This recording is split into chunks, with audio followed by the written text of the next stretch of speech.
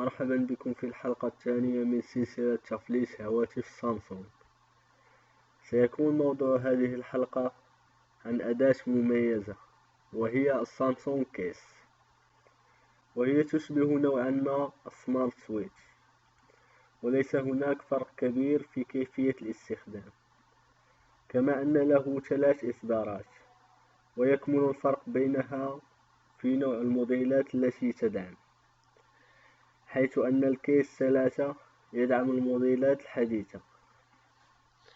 لنبدأ في شرح البرنامج. هنا هذه هي واجهة البرنامج. نتوجه إلى أوتيل، ثم إلى ميز à niveau et initialisation des micrologiciels. علينا كتابة موديل الهاتف بهذا الشكل،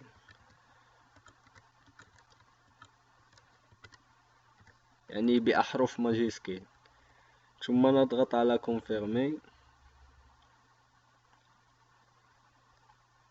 هنا علينا كتابة SN.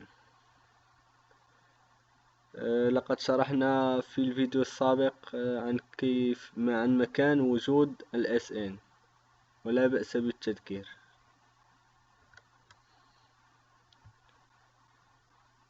نضغط على confirmer مرة أخرى.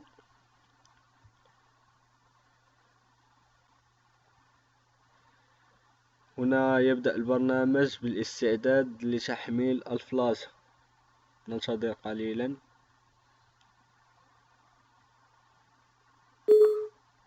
نضغط وي.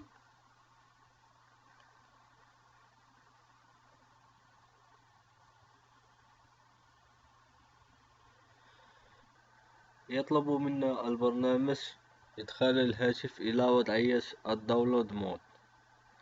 لقد شرحنا ذلك في الفيديو السابق، لكن لا بأس بالتذكير. عند إدخال الهاتف إلى وضعية الداونلود مود ووصله بالكيبل إلى الحاسوب، تظهر لنا علامة دماغ لا ميز à niveau. نضغط عليها حتى يبدأ البرنامج بتحميل الفلاشة من السيرفر، وعند اكتمال الفلاشة يبدأ البرنامج بتفليس الهاتف تلقائيا. لا داعي لشرح الإصدارين الآخرين، فليس هناك اختلاف في الاستخدام. الفرق كما قلنا في السابق يكمن في الموديلات التي تدعم. إلى هنا تنتهي حلقتنا. لتحميل البرامج ستجدون الروابط أسفل الفيديو. لا تنسوا الاشتراك في قناتنا لتتوصلوا بكل جديد. نودعكم ونلقاكم في حلقة قادمة إن شاء الله.